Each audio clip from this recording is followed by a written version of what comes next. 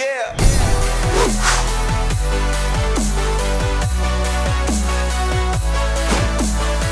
Welcome back to the Gridiron Expert. Two preseason playoff contenders are meeting in the Cheez-It Bowl. Who saw this coming?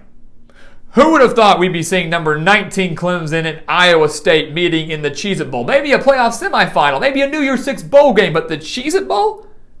No one saw this coming. But guys, these are two of the most disappointing teams in all of college football this year, and now we get to see them face off where motivation will be key. Who will be more motivated to end 2021 on a high? Will it be Clemson, who started the year off at number 3, but quickly fell off, but picked it back up at the end, winning their final 5 games and finished 9-3? Or will it be Iowa State, who started the year off at number 7, but was so inconsistent all year long and finished the year at 7-5? Two top 10 teams that quickly found themselves out of the rankings, slowly worked their way back in, and were just kind of inconsistent the rest of the way. They're now facing off in Phoenix in one of the more intriguing bowl matchups of 2021.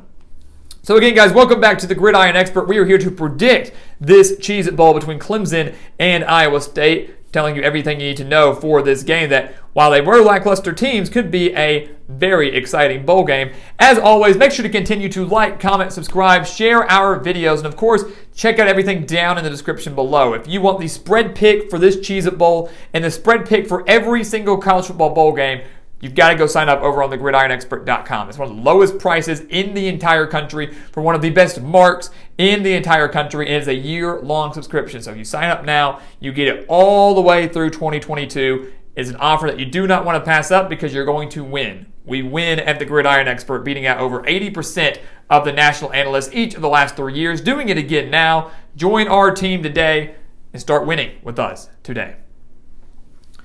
So let's take a look at Clemson and Iowa State. Again, we kind of broke down their background, how this season went for both these teams. Again, both teams were top 10 teams to start the year and quickly fell off. Clemson losing 2 early games to Georgia, not bad, and NC State. And obviously, Iowa State getting blown out by Iowa early in the year and then never really picking it back up after that. So how are these two teams going to respond in the Cheez-It Bowl? Well, we take a look at Clemson on offense first. That's where we will start. Well, Clemson, and we'll get to the defense too, but has lost their 2 coordinators. They lost their offensive coordinator in Tony Elliott, becoming the new head coach at Virginia. They lost their defensive coordinator in Brent Venables, now becoming the head coach at Oklahoma. And we'll touch on the defense in a second. But let's start on offense right now. Clemson's offense so far has been relatively lackluster. The Tigers only averaged 26.8 points per game and just 362.8 yards per game. That's not a very good mark offensively. Everybody thought the Tigers were just going to pick up where they left off. DJ Uiagalelei looked great in the playing time we saw in 2020. Yes, we knew they lost Trevor Lawrence. Yes, we knew they lost Travis Etienne, but everybody thought the Tigers would just rebuild, really reload like they always do. And that wasn't the case. DJ Uiagalelei struggled. A Heisman favorite earlier in the year, only threw for 2,059 yards, 9 touchdowns, and 9 interceptions. He is not going to have Justin Ross in this Cheez-It Bowl. Joseph Ngata may play. At the time of this video, his stat is a little shaky, but may play in this game, although E.J. Williams should be back. So no Ross, maybe Ngata, definitely Williams. It's a concern. It's a concern, especially when you look at the numbers. Clemson only averaged 191.5 passing yards per game, and really what's going to be the main strength for Clemson in this game is their run game. They're going to have to find a way to efficiently run the football with Will Shipley, a guy who was averaging, or the running game at least, was averaging over 170 rushing yards per game. DJ Uiagalelei has struggled as a full-time starter. Expect Clemson to rely more heavily on the run, just like they did in that season finale against South Carolina. Try to rely more heavily on the run to take that pressure off of DJ and maybe even set up the pass for him, allowing for some easy throws. When you look at the Iowa State's offense, statistically, it is better than Clemson, but they have some big losses as well, relatively depleted offense. There's no bigger loss for Iowa State offensively than their running back, Breece Hall, a guy who rushed for over 1,400 yards and 20 touchdowns this season. Hall, of course, opting out in preparation for the NFL draft, just like many players are doing and have done this bowl season. The Cyclones are also going to be without Tariq Milton. They're also going to be without Joe Skates. Obviously, that's been we've known that, but they're going to be without Tariq Milton. They're going to be without Joe Skates, which means Brock Purdy is going to have to find a way to win this game by himself. Brock Purdy's thrown for over 2,900 yards and 18 touchdowns on the year, averaging over 265 passing yards per game. Yes, he'll rely on Xavier Hutchinson a little bit, 933 reception yards. Yes, he has Charlie Kolar, 723 reception yards, Kolar being one of the better tight ends in the country. But Purdy's going to have to find a way to get the job done because the Cyclones aren't going to have much of a run game. For two reasons. First off, they've lost Breece Hall. That's big enough as it is. But also because Clemson's rushing defense has been phenomenal. Clemson's rushing defense has been unreal, only allowing 99.2 rushing yards per game. So even if Breece Hall had been playing for Iowa State, I don't know if he would have had much success against this Clemson front seven, against this Clemson rushing defense. So at the end of the day, whether Breece Hall was there or not, yes, it would have been great to have such a versatile player in your backfield, but Iowa State probably wasn't going to be able to run the ball, which means Purdy was going to have to win this game by himself anyways. Iowa State has to win this game through the air.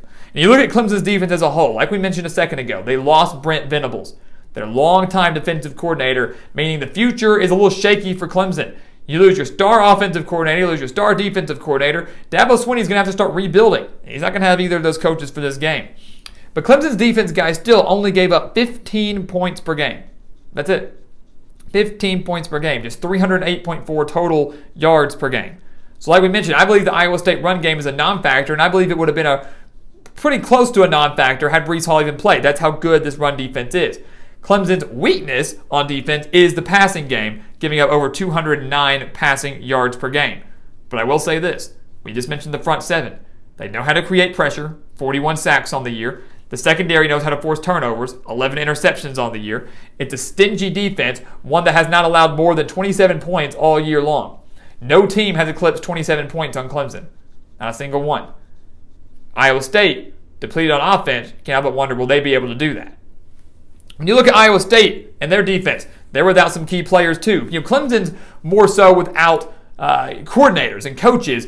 Iowa State's more so without players. And so you choose which one's more important, the players out there or the coaches that are hyping them up and prepping them for this, and the mentality that the coaches have on these players, the effect they have on these players.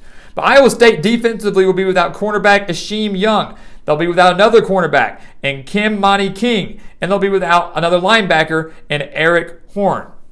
Some of those guys, bigger playmakers than others, such as Asheem Young. But still, losing 3 players there, it certainly loses some depth for this Cheez-It Bowl. When you look at the numbers here, Iowa State's defense hasn't been bad. They've given up 20.6 points per game and are only giving up just 310.1 yards per game. We always say if you're about the 300-yard mark or lower, you're looking really good. So Iowa State only 10 yards over that, giving up just 188 passing yards per game and 122 rushing yards per game. So if I'm Iowa State, I'm trying to force DJ Uiagalelei to throw and win this game. You're trying to shut down this Clemson rushing game, which is going to be something they lean on heavily, something they want to lean on heavily because of how inconsistent DJ has been playing. If you're Iowa State, you try to take away Will Shipley, you try to take away the Clemson run game, something the Cyclones are capable of doing, only giving up 122 rushing yards per game. If they can hold him to around 100, that's good enough. And then force DJ Uiagalelei to try to win the game by himself with his inconsistency with a relatively depleted, maybe not even fully healthy wide receiver core. That is what the Cyclones have to do if you're on defense. So it's a tough game, guys. It's a tough situation. Clemson without so many coordinators, obviously you wonder about their mentality. You wonder about their motivation here, obviously knowing that, hey, yes, 9-3, a chance at a 10-win season, but obviously not where they wanted to be, which was in the college football playoff. Same with Iowa State. They thought they could win the Big 12. They thought they might be in the playoff, and instead they're sitting at 7-5 in a Cheez-It Bowl without their star running back and a handful of key defensive starters. Again, with bowl games like this, they're so tough to pick. Which team wants it more? Which team's more prepared? How does Clemson respond to their loss of coordinators? How does Iowa State respond to their loss of players and just the motivation as a whole? But at the end of the day, guys, this game comes down to me to Brock Purdy. This game comes down to Brock Purdy at Iowa State. Which Brock Purdy shows up? We have seen flashes of brilliance from him during his Iowa State career, and we have seen some bad moments from him in his Iowa State career. And in a game where he has to win the game solely through the air, which Brock Purdy shows up? And for me, I think it's a Brock Purdy that does enough, but not quite enough to win this game. He's able to keep Iowa State in it from start to finish, but he's not going to be able to come through in clutch time. We know how he struggles with interceptions. We know how he struggles with turnovers. I think he has at least 2 in this game against Clemson. I don't think Purdy can do it all by himself, especially when you consider that Breece Hall is not there to pick up the load and the running game as a whole is not there to kind of save him. I don't think Brock Purdy gets it done. Clemson and their defense knows that. They pressure him. They force at least 2 turnovers off of Purdy. And in a close Cheez-It Bowl, the Clemson Tigers win this game, clinch another 10-win season, another double-digit win season, but enter full rebuild mode going into 2022. So guys, as always, thank you so much for watching us here at the Gridiron Expert on YouTube. Make sure to continue to like, comment, subscribe, share our videos, and of course, check out everything down in the description below. Again, if you want the spread pick for this Cheez-It Bowl and every other college football bowl game, make sure to go check us out on thegridironexpert.com. We'll also have NFL playoff picks there as well, so do not miss out on that. And once again, guys, as always, thank you so much for watching, and we'll see you next time right here on the Gridiron Expert.